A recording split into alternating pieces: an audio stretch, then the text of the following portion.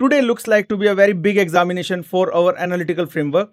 पिछले 4 वीक से 100% एक्यूरेसी हमने अचीव करी है in our market analysis before market opens. So अब देखते हैं कि आज का बड़ा मिक्स्ड सिग्नल्स हैं और overall there is some threat on the global level. So based on that आज देखते हैं कि आज का निफ्टी स्ट्रक्चर किस तरीके का हो सकता है, बैंक निफ्टी स्ट्रक्चर किस तरीके से हो सकता है। We will go through our complete analysis and then we will finally conclude. So आज स्टार्ट करते हैं। Today market is very tough because जो क्रूड ऑयल है वो 91 के आसपास पहुंच चुका है, राइट। लेकिन सबसे बड़ा एक फैक्टर है जो वो है यूएस ट्रेजरी यील्ड्स, जिसके ऊपर कोई ध्यान नहीं दे रहा, दैट इज इंक्रीजिंग। तो मतलब जो रेट इम्पैक्टिंग सेक्टर्स हैं उनके लिए ये ट्रबल हो सकती है। वो सेक्टर्स जहां पर रेट हाइक का ज़्यादा नेगेटिव इम्पैक्ट पड़ता है आने वाले कुछ दिनों के अंदर, उसके अंदर ट्रबल हो सकती है और overall that is bad news for Nifty also. Now let's come to our other aspects, other inputs, then we will conclude what is going to happen.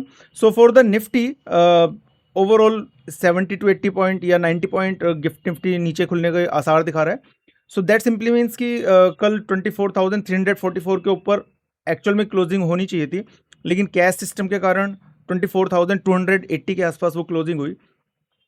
तो मार्केट को कहीं ना कहीं डर था कि मार्केट थोड़ा सा नीचे ब्रेकडाउन हो सकती है। इस कारण से 70-80 पॉइंट्स मार्केट ने जहां पर बंद होनी चाहिए थी उससे नीचे बंद हुई है कैश सिस्टम के अंदर। बट नाउ व्हाट, अभी हमें लगता है कि अगर हम 24,280 को ही अगर बेस बनाकर चलते हैं, CAS की क्लोजिंग को हम सही अगर मानते हैं, then it simply means that we are going to open around 24,200।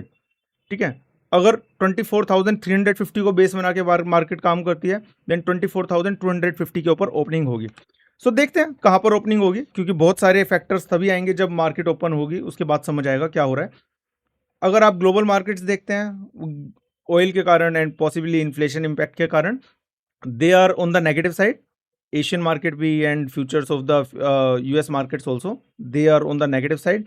Crude 91 पर है ही, and apart from that I have mention dollar index is not showing much movement, लेकिन US treasury yields it from our point of view it has reached a threshold. अब इसके ऊपर जहां निकल रही है वो, इससे रेट हाइक का खतरा ग्लोबल मार्केट के अंदर ज़्यादा रहेगा। तो एमर्जिंग मार्केट्स के लिए that's a very very bad news. Bad news के अंदर कटेगा कितना कितना मार्केट हमारा नीचे की तरफ डाउनग्रेड होगा, वो हमें देखना पड़ेगा केस टू केस बेसिस पे। So now let's start with the VIX. VIX बिल्कुल बॉटम पे चल रहा है 11.3। तो अब कल भी हमने कहा था कि विक्स थोड़ा ऊपर नीचे हो सकता है, तो ऊपर गया था 3.5%, उसके बाद फिर उसी लेवल पर आ गया था। लेकिन आज एक्चुअल में वॉलेटिलिटी के ज़्यादा चांसेस हैं और वॉलेटिलिटी डेफिनेटली थोड़ी हमें बढ़ती हुई लग रही है आज। सो देखते हैं कितना रहता है। पोजीशन साइजिंग आपको 100% नहीं रखनी है, 60 to 70% ही रखनी है। FIIs थोड़े कल नेगेटिव रहे थे and DIIs they were positive. Now the interesting aspect is call put ratio and put call ratio and our change in call ratio and put ratio. So put call ratio was 0.9. It's towards little bit bullish side, but important aspect is जो change हुआ call and put के अंदर, it was showing very bullish signal. So overall put perspective से markets were very bullish. अब अगर आज थोड़ा sentiment खराब होता है तो देखना पड़ेगा कि जो लॉन्ग साइड पर पोजीशंस लेकर बैठे हुए हैं वो अपनी स्क्वायर ऑफ करते हैं पोजीशन, तो मार्केट के अंदर एक क्विक डिप आ सकता है। तो हम उसकी भी बात करेंगे कि क्विक डिप हम कहाँ पर मार्केट का कंसीडर करेंगे आज के सिनेरियो में। So first of all, let's talk about our analytical framework for the Nifty scoring. So it's coming to be around 3 out of 8, and that 3 simply means that there are some stocks which are going to come to save Nifty. लेकिन कुछ ऐसे भी stocks हैं जो एकदम break down करवा सकते हैं। तो अगले 2 दिन के लिए निफ्टी के अंदर नेगेटिविटी एटलीस्ट रह सकती है। बहुत ज़्यादा सपोर्ट हमें नहीं दिखता निफ्टी के अंदर, तो इस कारण से हो सकता है कि मार्केट थोड़ा सा ब्रेक डाउन करने की कोशिश करें। एग्जैक्ट लेवल्स क्या होंगे, because all over understanding, all over guidance is about what is the actionable. So actionable के बारे में बात करते हैं।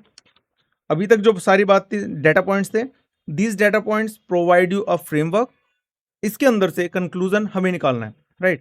सो कंक्लूजन जो हम निकालते हैं निफ्टी के लिए, first of all in this bad scenario also, because we have options data which is supporting us, because solely on the options data we are going to consider 24,200 as the level where we should try first buy.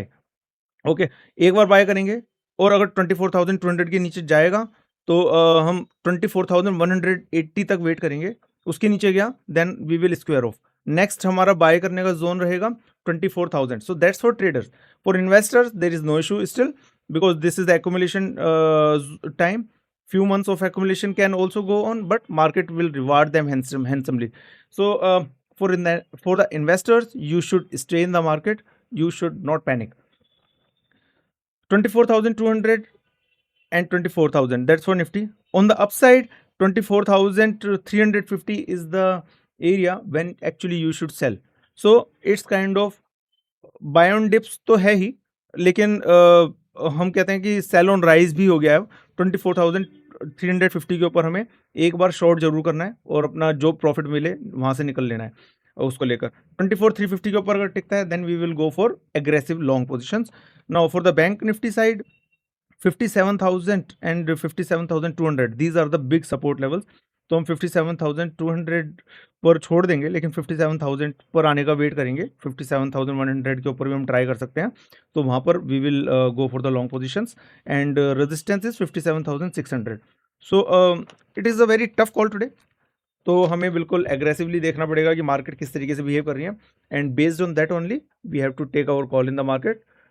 We don't have to rush on to any decision. Levels देखेंगे, उसके हिसाब से बात करेंगे। जो हमने levels दिए हैं we are going to stick to that, and if you follow us for the advice, then we will say that you stick to these levels. We have never been wrong in past 4 weeks. I am hoping that I am expecting that my analysis will work out in the market for today as well. Thank you.